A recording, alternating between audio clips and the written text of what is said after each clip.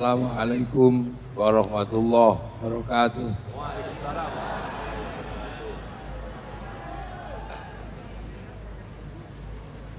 Bismillah, alhamdulillah, wassalatu wassalamu ala rasulillah Sayyidina Muhammad ibn Abdillah wa ala alihi wa ashabihi wa azwajihi wa dzurriyyatihi wa ahli baitihi wa man tabi'ahum bi ihsan ila yaumil qiyamah.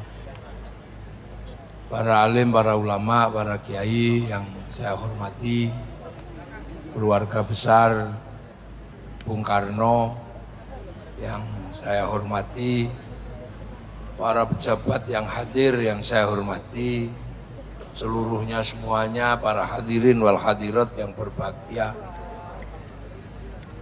Ini kita ini ngekholi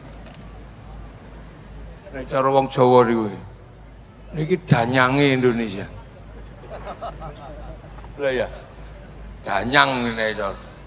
Meng danyange Indonesia. Jadi kalau Bung Karno kan menggali hasanah Nusantara sehingga jadi Pancasila.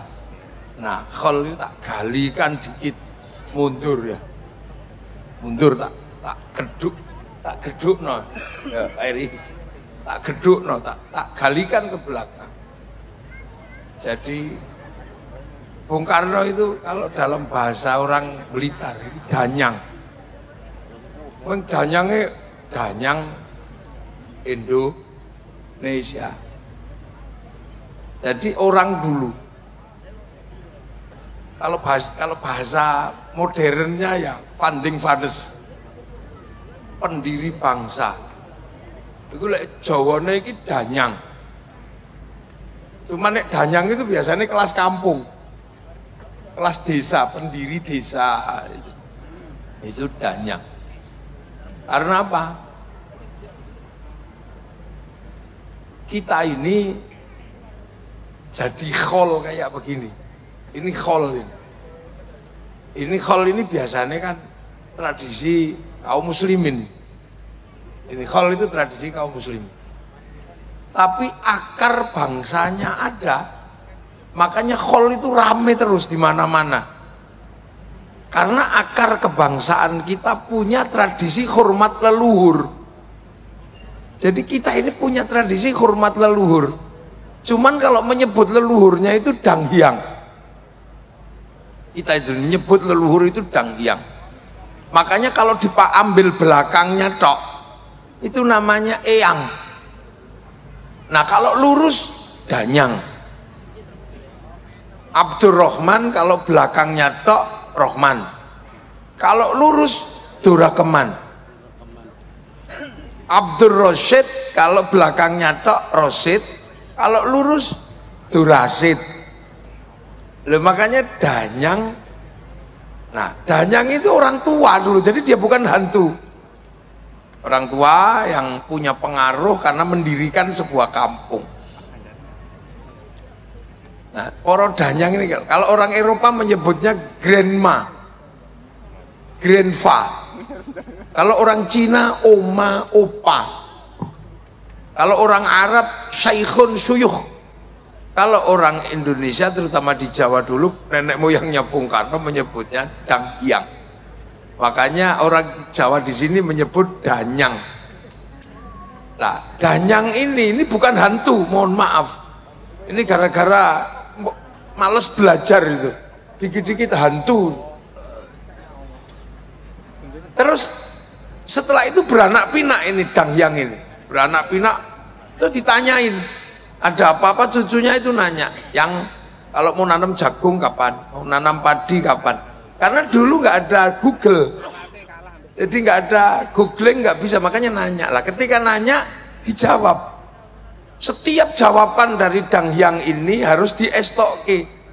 Lah ngestoke dipegang betul. Itu namanya dipundi. Kalau orang kita dulu yang diestokno betul dipundi. Makanya poro danghyang karena dawuhnya itu dipundi, maka orang menyebutnya pepunden. Terus rumahnya namanya punden. Jadi punden itu bukan rumah hantu, itu rumah nenek moyang kita. Nah, terus ketika lama-lama makanan mulai berkurang, pertumbuhan penduduk dan ketersediaan makanan nggak imbang, maka melakukan migrasi. Ada migrasi kelas internasional, ada kelas lokal, transmigrasi, migrasi. Nah itu setahun sekali mereka rindu pulang, nengok dangyange itu, nengok danyange itu, setahun sekali pulang. Nah makanya kita punya budaya mudik. Kita ini budaya mudik tahunan untuk nengok dangyang. Nah bawa oleh-oleh, sing hidup dikasihkan, yang mati disembayangi. Nah nyembayangi atau mendoakan leluhur, upacaranya dikenal dengan nama upacara serodo. Maka ketika upacara serodo itu dilakoni, dijalankan, maka ada istilah nyadran. Nah ini sadranan sebenarnya. Kalau nyadran katok kalau belum dipakai, kalau dipakai katokan. Sarung kalau belum dipakai sarungan. Nah serodo kalau belum dijalankan ya serodo, kalau dijalankan jadi nyadran. Terus dibilangi yangmu itu nggak mati, cuman pindah dari alam kecil ke alam besar, mikrokosmos ke makrokosmos gitu dalam bahasa. Nah makanya karena sudah pergi tapi masih hidup, pindah alam, didoakan merui kaki danyang nini danyang. Ini landasan, makanya mendoakan leluhur itu mau pindah agama apa setelah agama datang, tradisi ini nggak pernah hilang karena itu lahir asli dari bumi Nusantara. Jadi bangsa kita sudah beradab, tidak pernah menyia-nyiakan para pendahulu. Loh, makanya kita ini punya sama kayak orang sholawatan gitu, dangdutan, nyanyi, karena bangsa kita ini juga punya tradisi nyanyi. Makanya kalau ada konser, ada apa gitu, pengajian, ada konsernya ya karena kita punya tradisi nyanyi dari dulu nenek moyang kita. Sampai hari ini kan kita punya tradisi nyanyi. Di Jawa misalnya ono semut nyanyi, semut ireng anak-anak kebobong kang nyanyi, weru mentok nyanyi deh, tok mentok tak kandhan, weru pipo nyanyi tak tutuk nganggo pipo ledeng.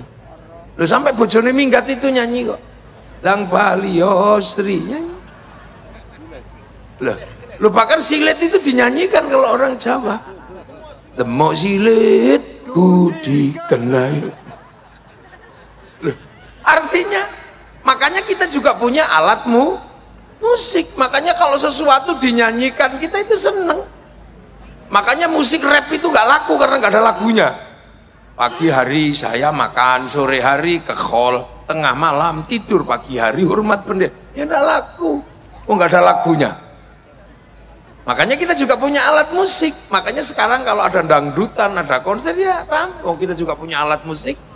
Bahkan orang Eropa alat musiknya mudah bikin ya, wong gitar, kayu tali, kayu tinggal motong, tali kasih. Orang Arab musiknya mudah, terbang kayu kulit, kulit tinggal motong, kayu tinggal ngeruwai. Tapi kita punya alat musik gamelan loh ya, bangsa ini terbuat dari logam. Artinya hanya bangsa yang menguasai ilmu pertambangan yang maju dan penguasaan metalurgi yang mapan mampu membuat alat musik dari logam. Duh, kita ini punya.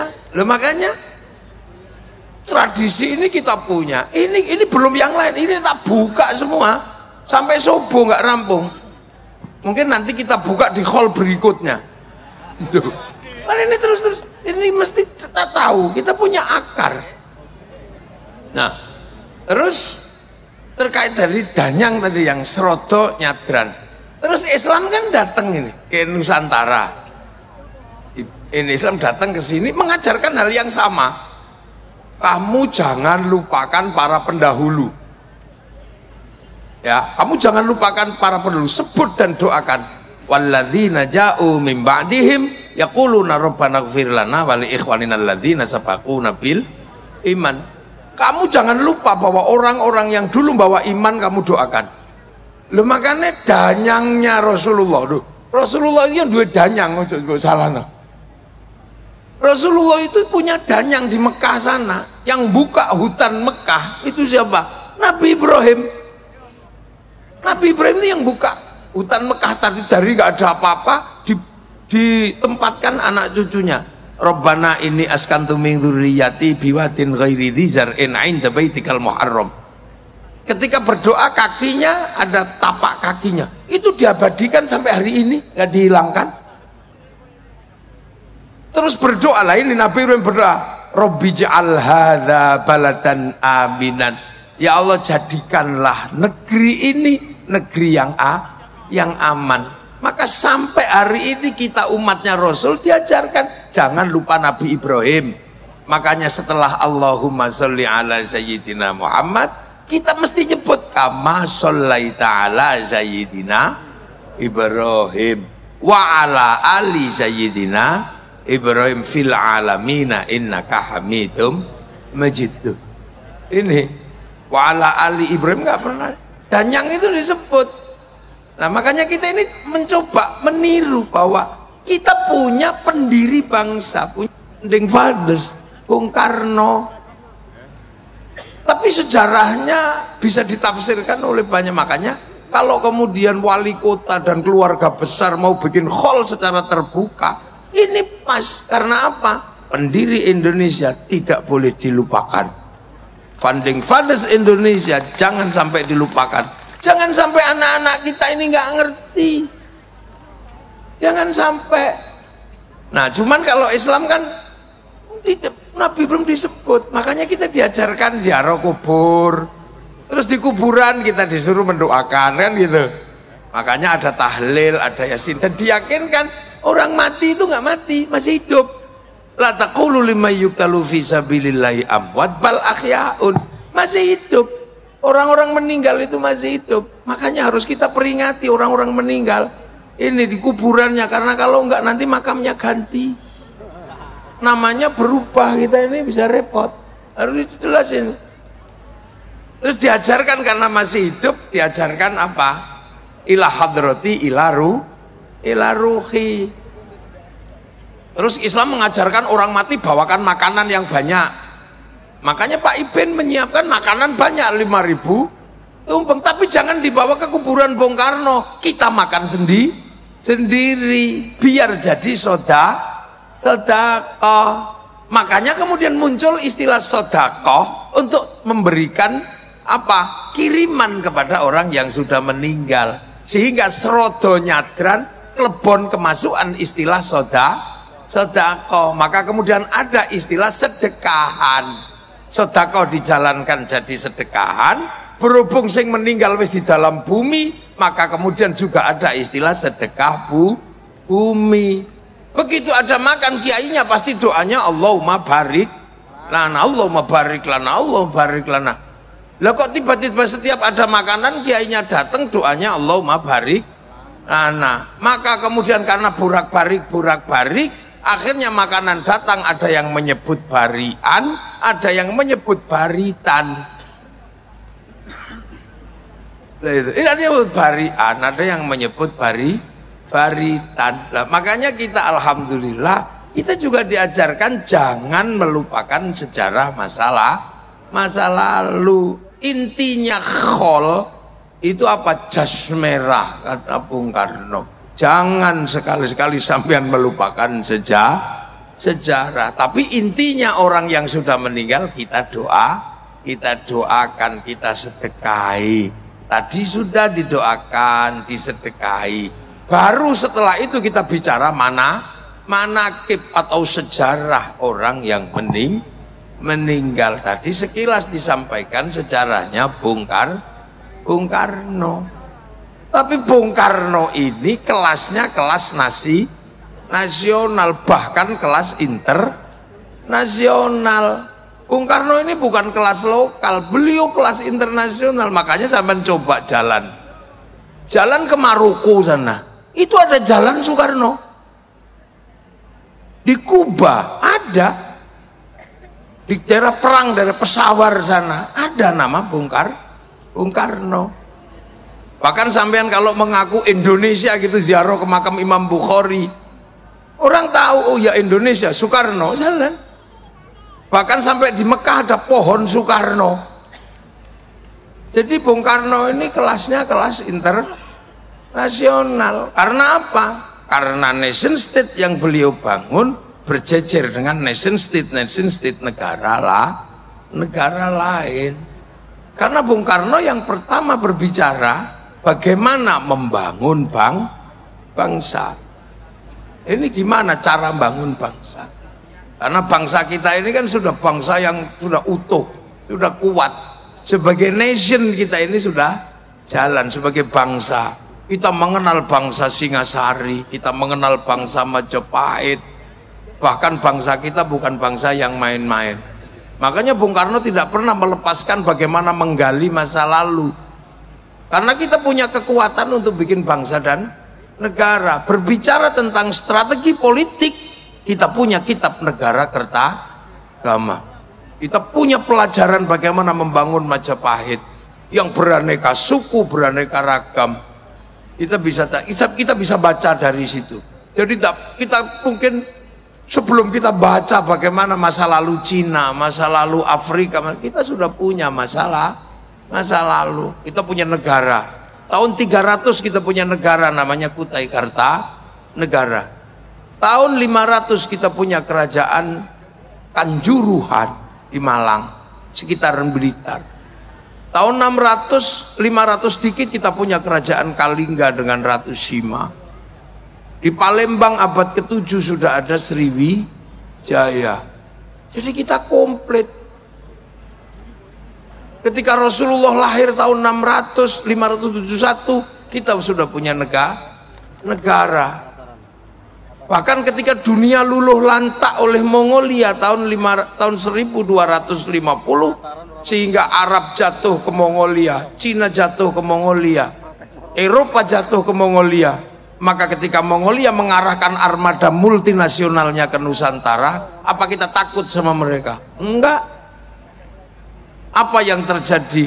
Kita lawan mereka. Kertanegara motong kupingnya Menci, sehingga mereka mendatangkan pasukan, dilawan oleh ekspedisi Pamalayunya Kertanegara. Hasilnya apa? Mongolia kalah di Selat Malaka. Satu-satunya bangsa yang pertama kali mampu mengalahkan Mongolia itu bangsa Nusantara, namanya Singasari.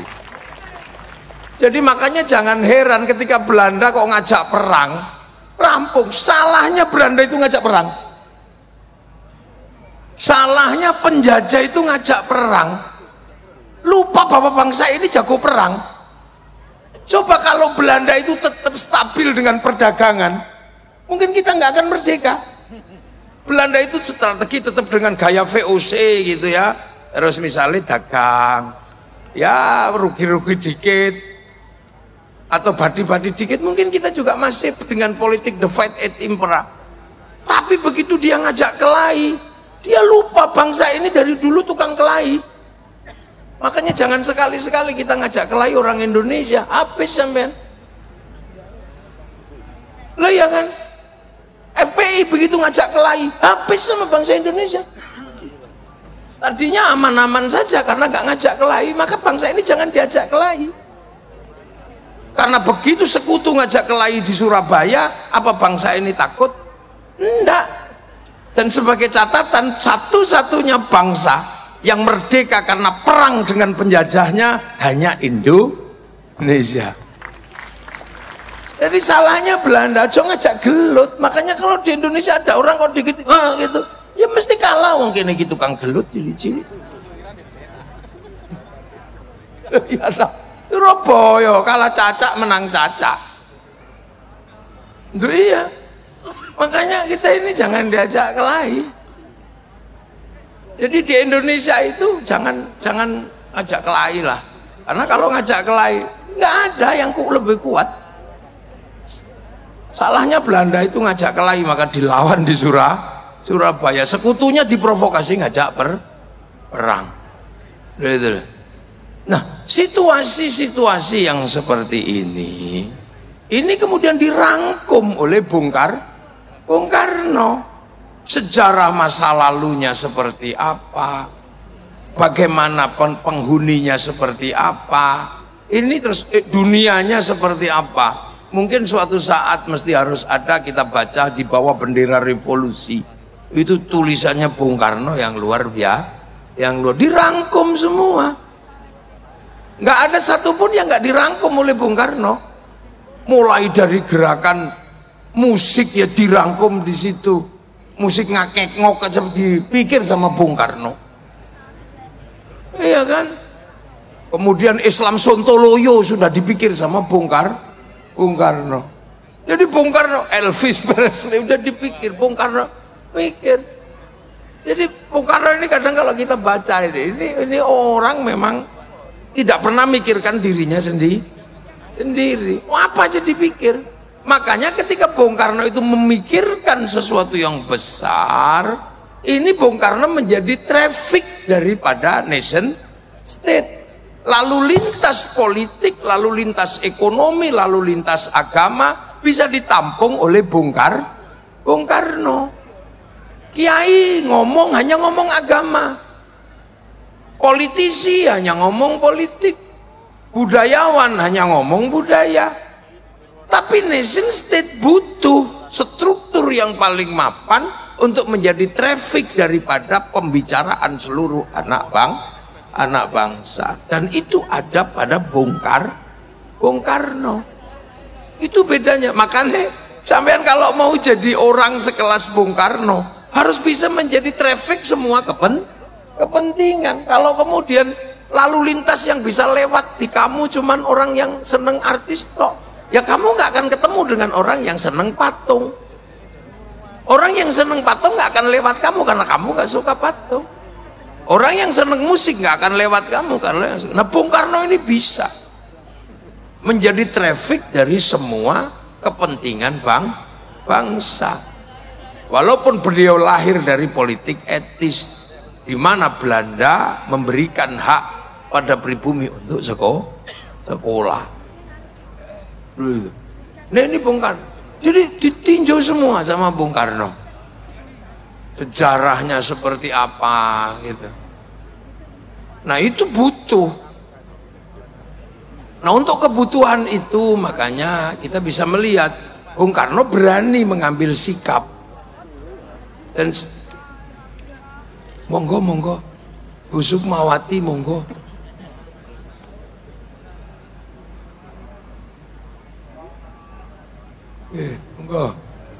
Monggo Bu Sukma monggo. Nggih, monggo lah jenengan WA kula bal-bal niki. Kula pun disi dine gak teko. Monggo mriki. Nggih.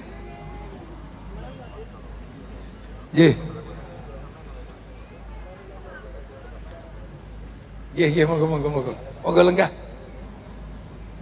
Oh niki. Jadi kira-kira Bung Karno itu wajahnya yang gak jauh-jauh lah dari Bu Sukma, dari putrine. Ketake nekate ya podo. Jadi sekali lagi bangsa ini itu arusnya banyak. Jadi karena kita ini puluhan suku, puluhan bangsa, puluhan agama, kepercayaan, dan ini semua membawa arusnya masing-masing. Semua punya ceritanya masing-masing.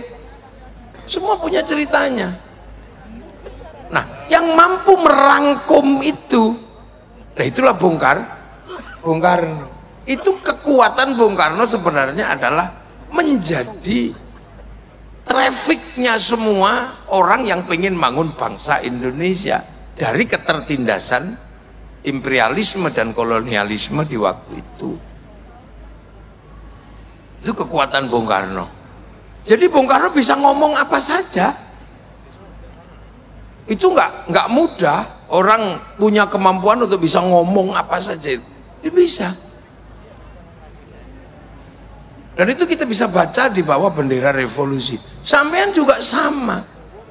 Orang punya potensi kalau orang bisa menjadi lalu lintasnya orang banyak. Makanya para pemimpin ini bisa jadi wali kota. Itu ya trafficnya orang banyak, partainya banyak, alirannya banyak. Loh, makanya kiai juga sama. Kiai kalau bisa menjadi traffic orang banyak, ya dia akan hadir menjadi eksistensi yang cukup bisa mewakili kepentingan orang banyak. Di zaman itu Bung Karno bisa. Nah itulah makanya ada istilah beliau ini pendiri.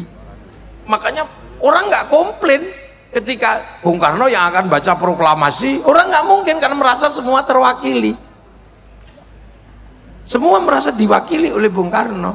Yang kelompok agama diwakili, kelompok modernis diwakili, kelompok ini diwakili. Sehingga bisa merangkum itu semua.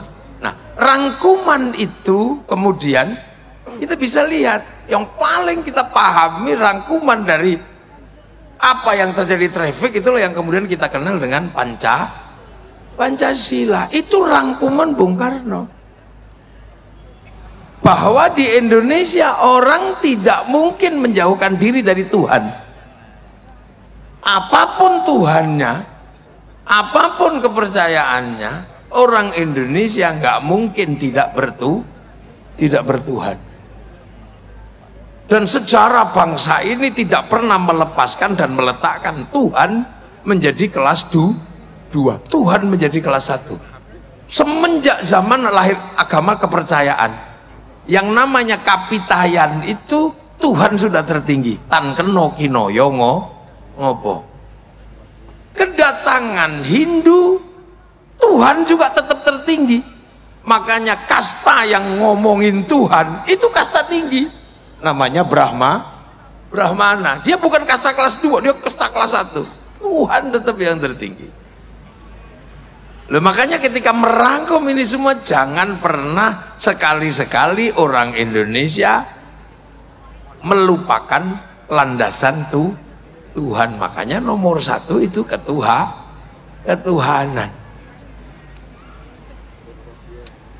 Nah, setelah ngurus urusan ketuhanan, jangan pernah melupakan bahwa urusan kedua adalah urusan manusia. Karena pergerakan dunia ini pasti karena manusia. Dunia ini ada dan kita bisa nikmati karena ada manusia. Kalau cuman sapi tok, itu dunia nggak bergerak karena sapi monoton. Kalau dunia itu hantu gitu, dia monoton. Tapi berhubung dunia ini manusia, ini nomor 1. Coba, manusia yang kita lihat sederhana ini menggerakkan dunia. Bibir manusia itu menggerakkan pabrik lipstik, asetnya triliunan. Makanya semalam saya di PDI Jogja, saya bilang kalau bisa itu kita ini punya patung manusia. Jadi kalau bisa sampai itu di rumah itu punya patung manusia, bukan untuk disembah atau apa, tapi sampean hitung apa yang bergerak di dunia ini yang bersandar pada manusia. Kamu bikin patung aja manusia gitu, itu kepalanya itu menghasilkan industri topi, industri semir, triliunan di situ. Kopiah, topi, kemudian rambut menghasilkan semir, di dalam rambut menghasilkan kutu, kutu menghasilkan pabrik peditok. Loh, itu kalau dunia ini apa yang tidak bergerak dari manusia? Maka setelah urusan Tuhan, ini kuncinya di manusia. Coba, ada negara yang hidup cuma dari muka manusia, ada. Prancis, dia cuma hidup dari blush on, dari lipstick. Lihat gigi manusia melahirkan apa? Pabrik odol, pabrik sikat. Itu di kepala ini asetnya triliunan. Jadi kalau kita berbicara manusia, jadi ojo sembrono zaman dengan manusia. Cuman kadang kita nggak pernah mikir manusia, kita cuma begitu mikir kambing lupa manusia. PDI begitu mikir banteng lupa jangan banteng lali menungso manusia.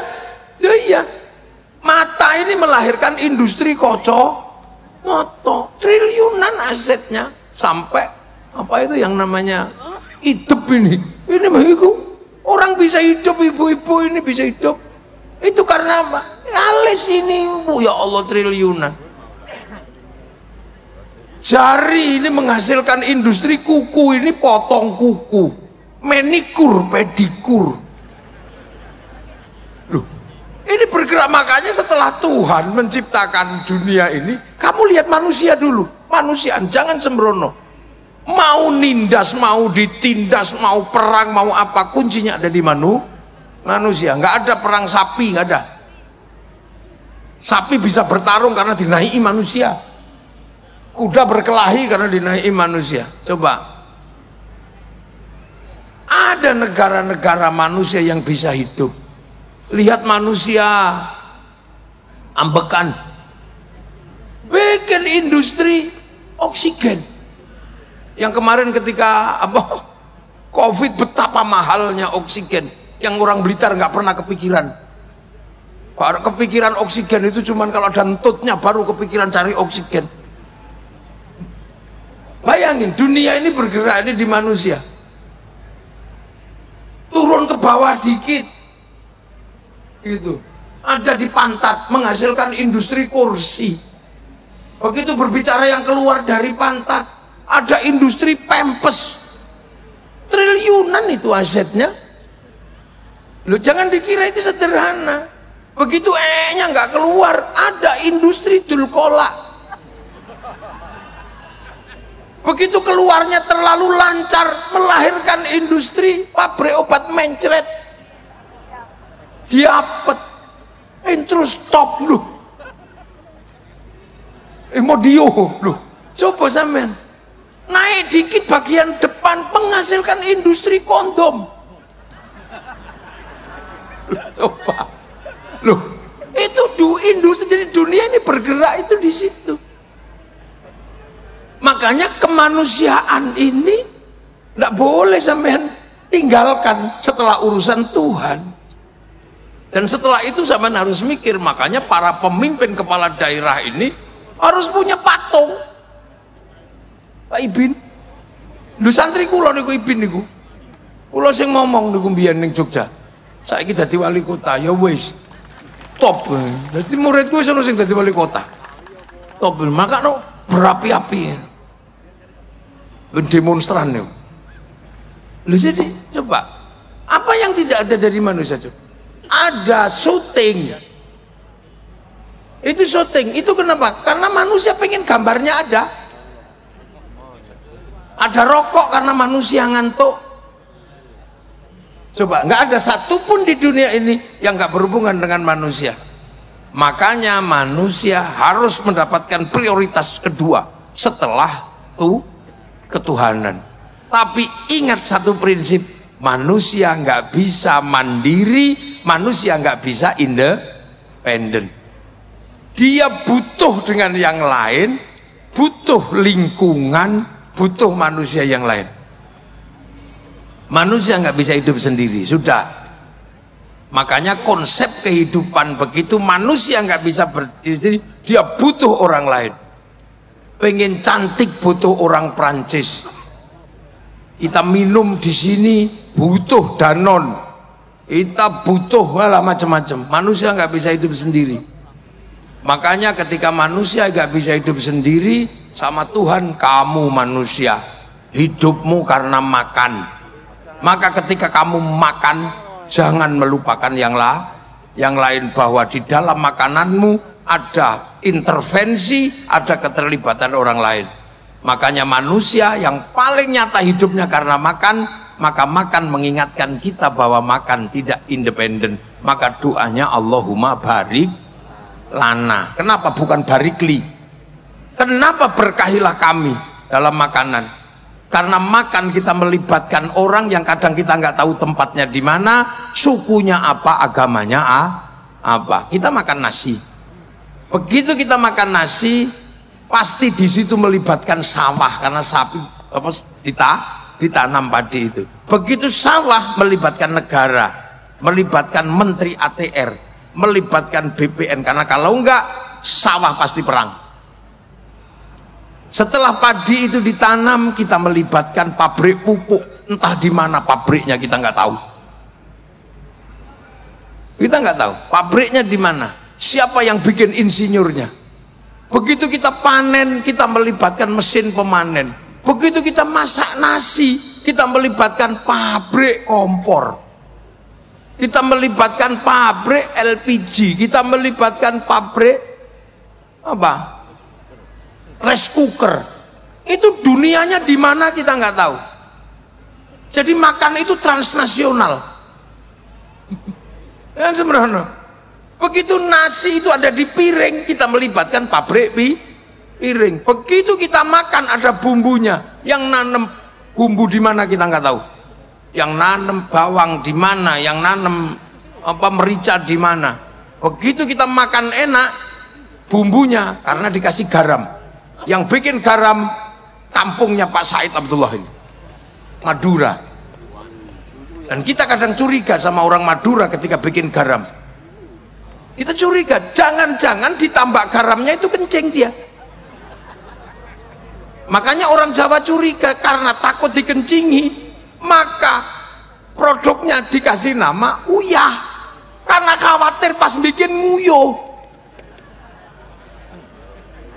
Oh, jangan-jangan pas bikin uyah nguyuh, makanya dibikin uyah sama uyuh. Kira-kira, tapi kalau enggak ya syukur. Ini di mana kita nggak tahu. Setelah kita makan, kemudian kita ngambil anggur merah. Anggur merah bukan tanaman Indonesia. Lihat kalau nggak Cina, New Zealand, Australia, Amerika. Itu berarti apa? Butuh impor. Kalau berbicara impor berarti butuh negara. Negara menunjuk Menteri Perdagangan. Menteri Perdagangan menunjuk eksportir, importir. Di situ pasti ada bill of lading, ada letter of intent. Ada obligasi. Loh, oh coba kira menungso itu tanpa persatuan urip, ndak mungkin. Makanya di dalam agama sudah diajarkan tulang kehidupanmu adalah makan. Maka ketika kamu makan, jangan kamu lupakan bahwa ada intervensi, ada keterlibatan orang lain. Maka Allahumma barik lana. Maka agama pun ketika berbicara tentang kebenaran itu bersama. Makanya mayuridillahu bi khairan yufaqihu fiddin. Yang dikehendaki menjadi baik oleh Allah dikasih ngerti urusan agama. Ini tak ajak ngaji nahwu. Khaironnya di situ nakiro. Maknanya khairon kamilan, kebaikan yang sempurna. Baik sempurna bukan milik manusia, itu milik Allah. Makanya kalau ada manusia baik pasti nggak sempurna. Saya tanya sekarang, pasti baik, pasti nggak sempurna. Malam ini pengajian ini baik apa enggak? Nah kalau malam ini pengajian baik, yang paling baik siapa? Ayo, ya kiainya pasti. Ya pasti kiainya. Loh kalau pengajian ini baik, yang paling baik ya pasti saya. Yang dikasih duduk meja cuman saya. Yang lain kan sudah biasa punya kursi, jadi ya, dan punya meja lah. Saya kan nggak pernah punya meja, jadinya ya ini. Makanya tadi sampean dapat makanan di sini ya enggak, wis biasa untuk panganan. Loh, tapi saya nggak boleh mengaku yang terbaik, nggak boleh. Karena saya baik terlihat di sini, diundang sama wali kota. Kalau saya nggak diundang wali kota, nggak kelihatan saya ada di sini. Nah kalau gitu baik saya apa baik wali kota? Ya nggak bisa, saya nggak datang wali kotanya jelek. Loh itu baru 2 orang sudah ribut, saya sama wali kota. Apalagi kalau sampean ikut-ikutan, yang baik ya saya, kiai, kami. Lah kenapa mau datang? Karena kalau nggak ada orang duduk di situ, ini bukan pengajian, bukan khol, ini cek sound. Loh, terus kata tukang sound yang paling baik ya kami, kiai. Lah kok nama? Ane soundnya tak pateni ya bubar katanya. Kata Pak Wali Kota, ya coba pateni rata bayar. Ya kan? Ini menjadi indah karena ya ono sing masang tenda. Padahal biasanya yang suka masang tenda ini sholatnya juga nggak terlalu rajin. Loh, mana ada baik itu berdiri sendiri. Makanya orang kalau baik jangan mengaku paling baik, karena baik itu nggak independen. Makanya karena manusia ini nggak mungkin hidup tanpa persatuan. Nah sekarang persoalannya adalah Bagaimana orang bisa menghargai orang lain? Karena manusia nggak bisa hidup dengan dirinya sendiri. Bagaimana manusia bisa menghargai orang lain yang ada dalam hidupnya? Kiai sholat, ada dalam hidupnya peranan orang Cina. Karena kiai kalau sholat harus tutup aurat. Begitu tutup aurat, ini kain, ini bikinan pabrik kain. Yang punya pabrik kain itu Cina. Jadi dalam sholat itu Cina juga hadir. Makanya kiai nggak boleh ngamuan sama Cina, karena kalau Cinanya pergi, kitanya udah. Lu dalam kehidupan kita nggak bisa kita ya. Kita sholat wudhu, kaum muslimin wudhu pakai air. Yang nyiapin keran sama pipa siapa? Mas Pion. Maka kita nggak boleh anti industri. Begitu kita bikin masjid, ada pabrik semen di situ. Itu siapa yang bikin? Ya orang-orang Krakatau Steel sana. Kita pergi haji, itu pasti bayar ke bank. Maka kiai nggak boleh mengharamkan bank, karena begitu bank haram, kita nggak jadi pergi haji. Wong pilotnya nggak mau dikasih duit. Loh ini, yang kayak gini. Makanya sekarang ada konflik Yahudi gitu. Hancurkan Yahudi semua, ya sisain lah dikit, jangan habisin semua. Karena pesawat itu bikinan sana. Begitu sana nggak ada semua terus mati lah, kita renang. Loh itu makanya konsep hidup ini nggak boleh orang semena-mena dia. Nah, yang menopang itu semua apa coba? Perasaan setara antar suku, antar anak bangsa, antar agama. Itu konsepnya ada di mana? Ada di Indonesia. Konsep apa? Konsep hidup yang pernah ditawarkan oleh Rasulullah Muhammad Sallallahu Alaihi Wasallam. Konsep kullukum ra'in wa kullukum mas'ulun an ra'iyati. Kalian semua adalah para pemimpin yang harus hidup saling tanggung jawab antara yang mimpin dan yang dipimpin. Konsep bertanggung jawab dalam perbedaan suku, bangsa, agama, tapi hidup setara, itulah yang disebut ra'iyah. Ra'iyah itulah yang akhirnya dipakai oleh pendiri bangsa ini untuk menyatukan perbedaan menjadi rakyat. Makanya Bung Karno tidak memilih konsep, tidak menerima konsep people. Karena kalau people itu vox populi vox dei, suara mayoritas suara Tuhan. Begitu dia mayoritas, dia diktator mayoritas. Makanya ra'iyah tidak menerima konsep khilafah atau ikhwanul muslimin. Ra'iyah juga nggak bisa menerima konsep, Bung Karno nggak menerima konsep komunis, karena komunis itu adalah diktator mayoritas, sama diktator proletariat. Makanya konsep yang dipakai adalah ra'iyah, yang akhirnya antar suku yang berbeda bisa setara, antar agama yang berbeda bisa setara. Nah itu yang kita kenal dengan konsep rakyat. Akhirnya yang tadinya kawulo di Jawa bisa mandiri bilang kulo, yang tadinya hamba sahaya bisa tegak bilang saya, yang tadinya abdi di Sunda bisa bilang abdi mah, yang tadinya orang Banjar pukulun bisa bilang ulun. Itu karena apa? Karena konsep ra'iyah atau rakyat. Maka persatuan hanya bisa dijalankan kalau manusia menggunakan prinsip kerakyatan.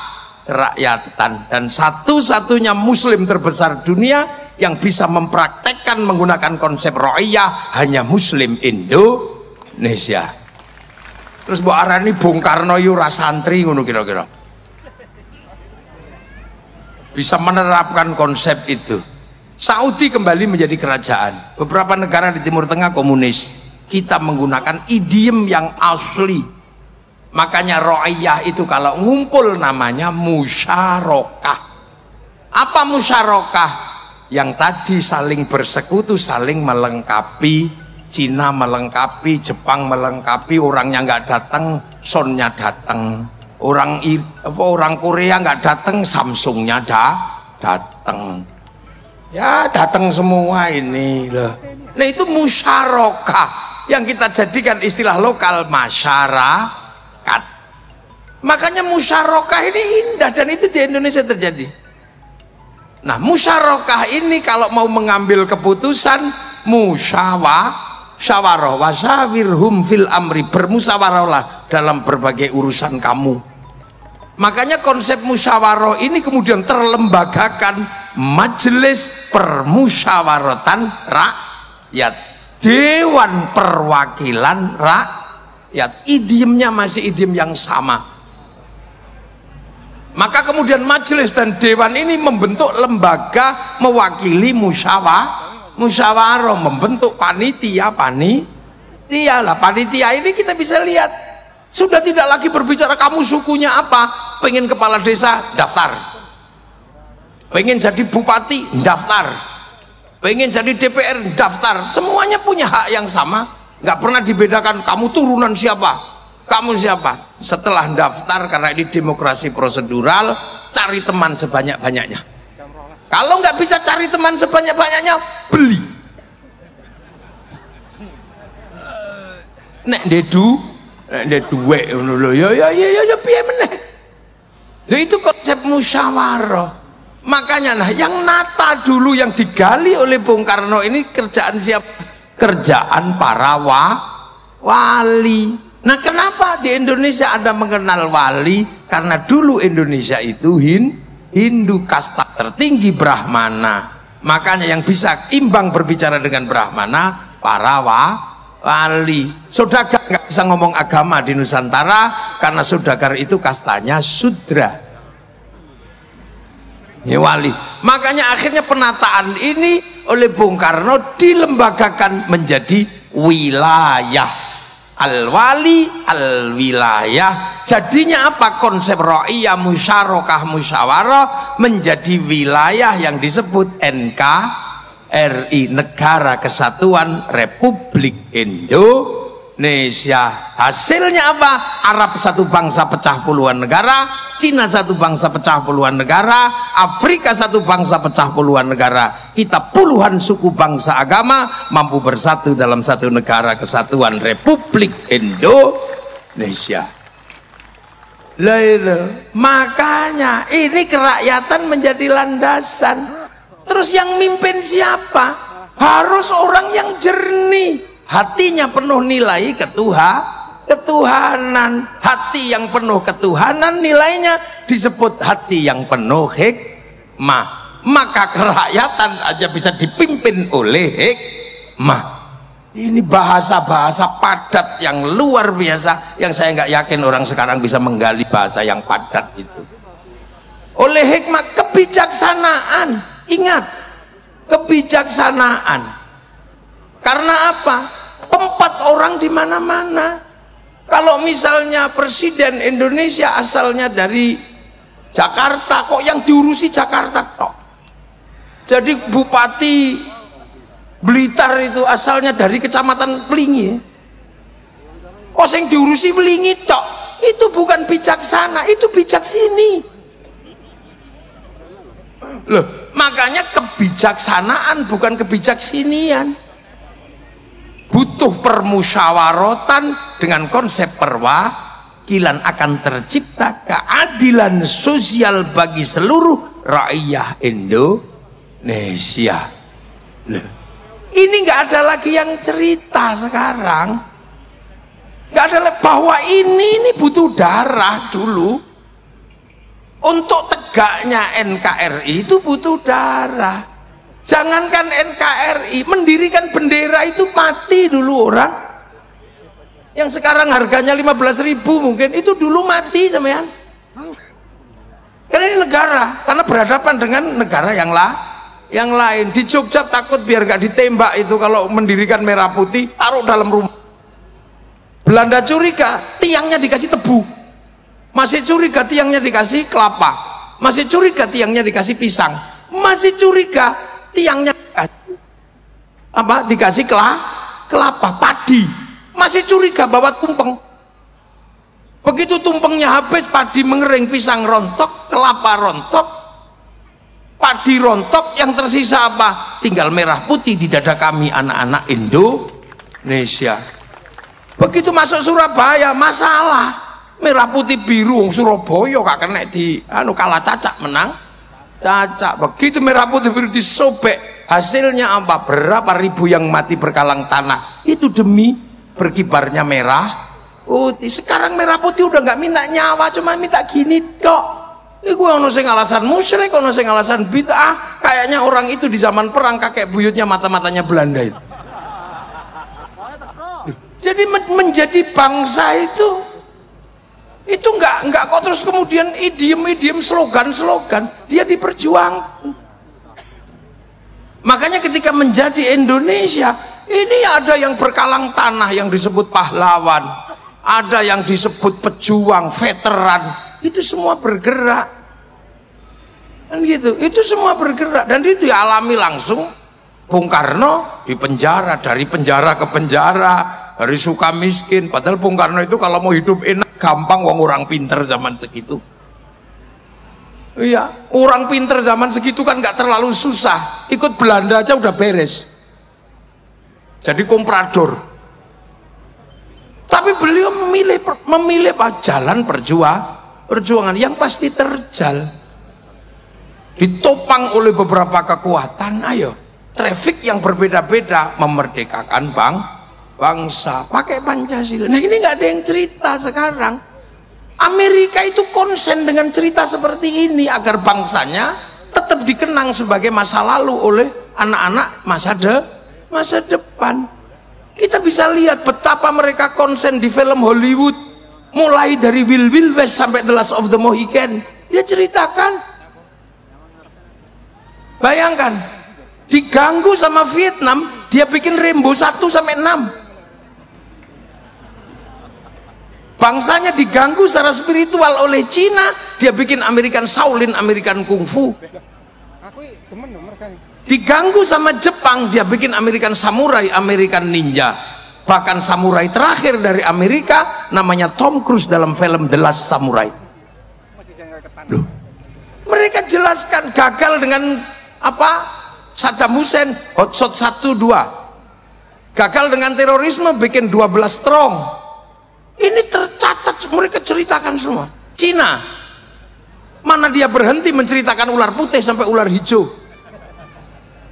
dari Wung Fei Hung sampai Sun Gokong, dia ceritakan karena tahu bahwa bangsa ini nggak boleh melupakan sejarahnya. Dia ceritakan Jepang lebih berat lagi di Jepang karena semangat membangun bangsa dengan menanggung beban luar negeri namanya dumping. Semangat Bushido diceritakan, semua diceritakan mulai Oshin sampai rezim Tokugawa dan restorasi Meiji runtuh, diceritakan dengan epik yang luar biasa dalam sebuah cerita Samurai X dengan tokohnya Rurouni Kenshin. Ini dibangun. Malaysia, pernah nggak sampean bayangkan bahwa Malaysia sedang mencoba menceritakan bangsanya? Dia kembalikan bangsa Malaysia, orang Melayu kepada si Upin dan si Ipin. Si Ipin dan si Upin nggak boleh lupa, fundamen bangsa Malaysia ada keterlibatan orang India. Maka kenalkan si Upin dan si Ipin dengan anak kecil namanya Jarjit. Dia nggak boleh ribut dengan anak-anak Cina, kenalkan Mei Mei. Dia nggak boleh ribut dengan anak Indonesia, kenalkan Susanti. Loh, ini bangsa lain kerja. Malaysia Korea menceritakan apa? Dia ceritakan dari meja makan dengan derai air mata namanya drakor. Hasilnya apa? Dominasi finansial, kemandirian bangsa mereka dimulai dari membangun apa? Glorifikasi bangsanya masing-masing. Amerika mengeluarkan sejarahnya, produk Amerika masuk ke Indonesia laku semua, mulai dari celana jeans sampai McD sampai segalanya laku karena glorifikasi mereka berhasil. Glorifikasi orang Jepang membuat produk-produk Jepang laku di seluruh dunia. Glorifikasinya orang Korea membuat makanan Korea laku, pakaian Korea laku. Dan terakhir, tragis sekali, saya ini generasi 90-an, generasi rock.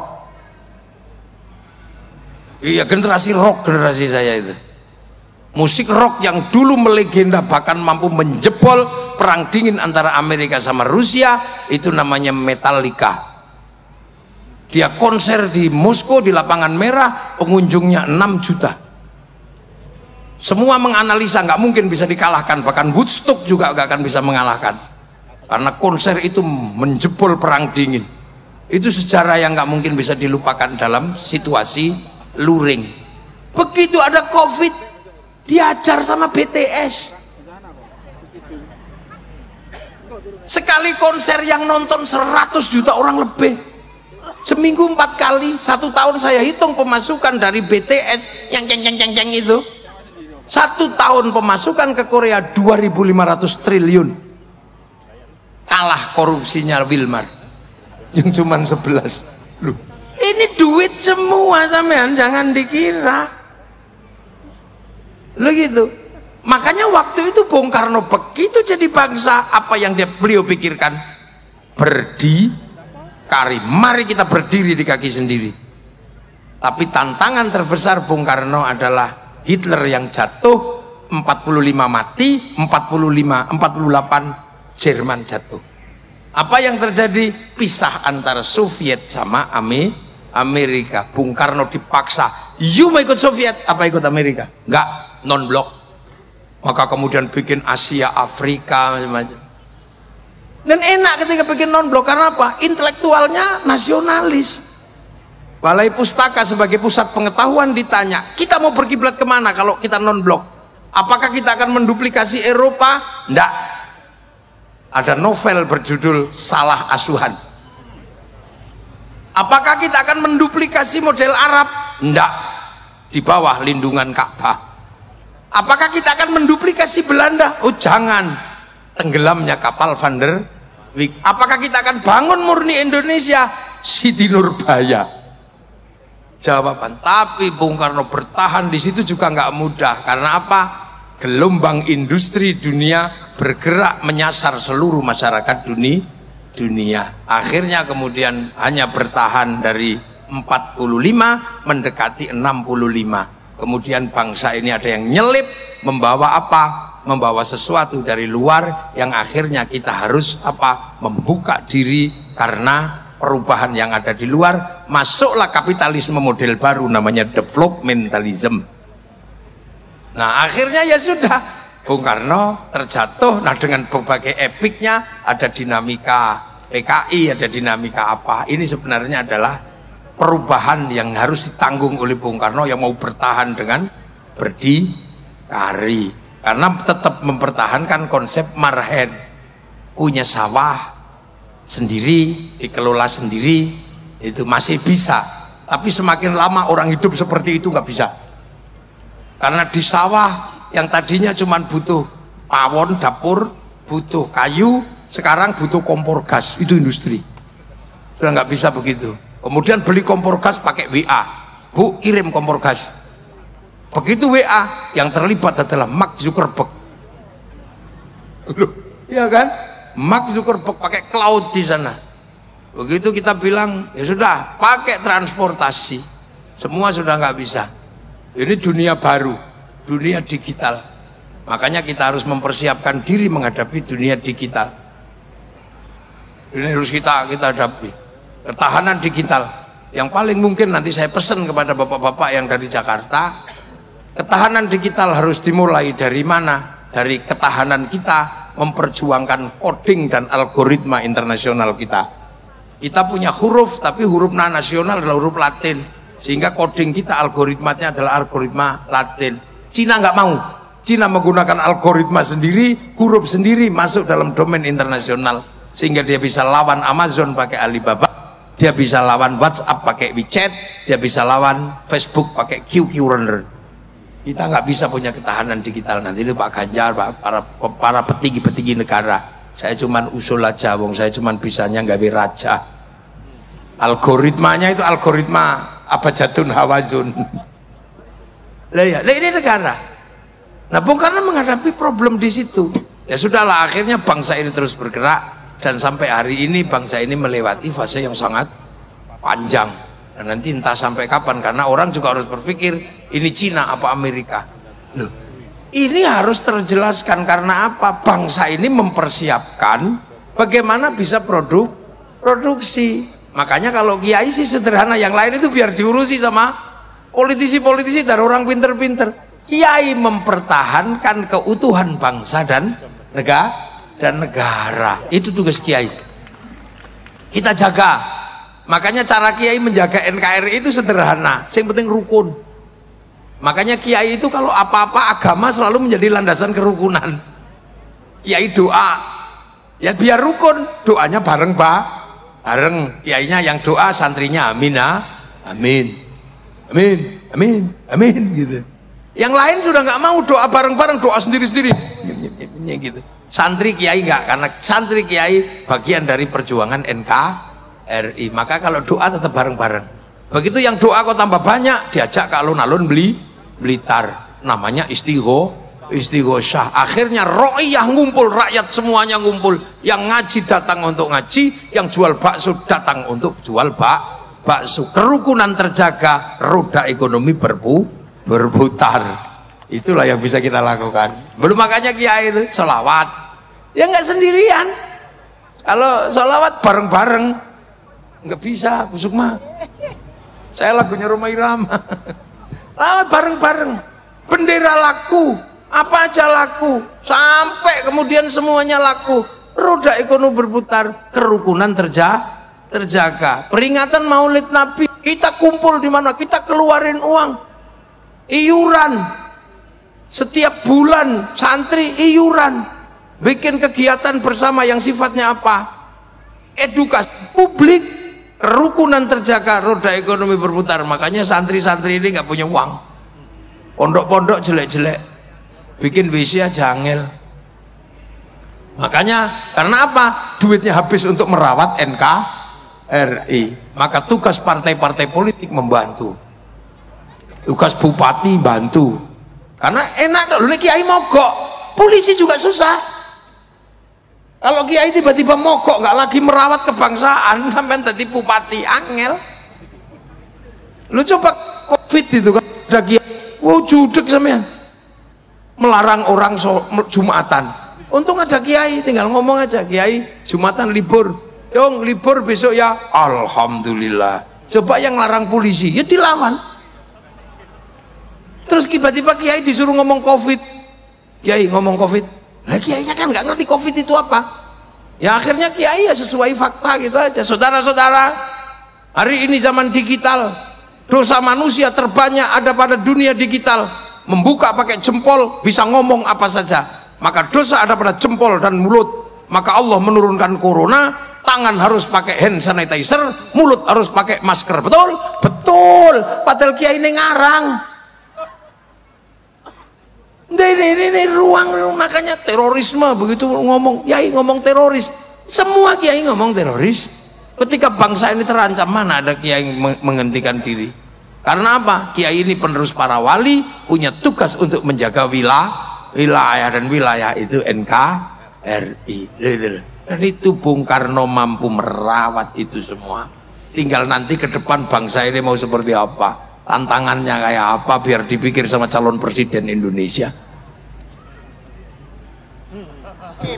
Loh kan gitu ya, Pak Ganjar kan calon presiden Indonesia. Kalau kemarin kalah sama Pak Prabowo, mungkin tahun depan bisa menang lagi. Ya kan nggak ada yang tahu. Kayak Pak Jokowi, Pak Prabowo kalah, maju lagi, kalah lagi, maju lagi, menang. Wong panjenengan masih muda aja kok. Kalau 3 kali kalah ya 4 kali. Sak menangin. Lah ya, santri-santri ini kan yang penting bagaimana NKRI ini terjaga. Makanya jangan salah bahwa konsep kebangsaan ini sinergi antara yang dibangun oleh Bung Karno dengan nalar bangsa Indonesia karena digali dari masa lalu ya. Amma ba'du. Ya, ini baru muqaddimah saya. Loh, kiai itu kalau ngaji kan pakai amma ba'du. Kalau sudah amma ba'du berarti pembukaan selesai. Saya belum mulai ngaji nih. Tapi kalau bisa tahun depan Pak Iben ada sapi yang dipotong. Beli sapi lah wong kol Bung Karno kok tumpeng tok gak ono sapi ini. Loh iya kan. Oh Pak Said yang mau beli sapi tahun depan. Iya, masak kaldu. Ya jadi gitu. Jadi kita ini kadang tidak lagi ada yang menceritakan kita punya masa lalu. Kita punya Bung Karno, nggak ada yang menceritakan. Hari ini anak-anak sudah nggak tahu di bawah bendera revolusi. Sementara orang Soviet, orang mana masih tahu das kapitalnya, Marx masih tahu. Orang Jerman, orang Prancis masih ngerti Levi Strauss, Montesquieu masih ngerti. Orang Yunani masih ngerti Platonis. Nah, kita tiba-tiba nggak ngerti apa-apa. Punya ayam jelek bagus dikit, ayam Bangkok. Punya rambut hitam di merah-merah. Akhirnya jadi LKMD Londo Komeng-Dasi. Nah itu semangat Bung Karno, itu semangat untuk mempertahankan bagaimana bangsa ini bangkit, karena nanti produksi butuh konsumsi. Konsumsi terbesar itu berbanding lurus dengan rasa cinta pada bangsa dan negara. Makanya kita ini ngomongin bangsa dan negara, ngomongin Bung Karno. Semoga malam hari ini bermanfaat dan nanti bisa kita lanjutkan pada call berikutnya. Assalamualaikum warahmatullahi wabarakatuh.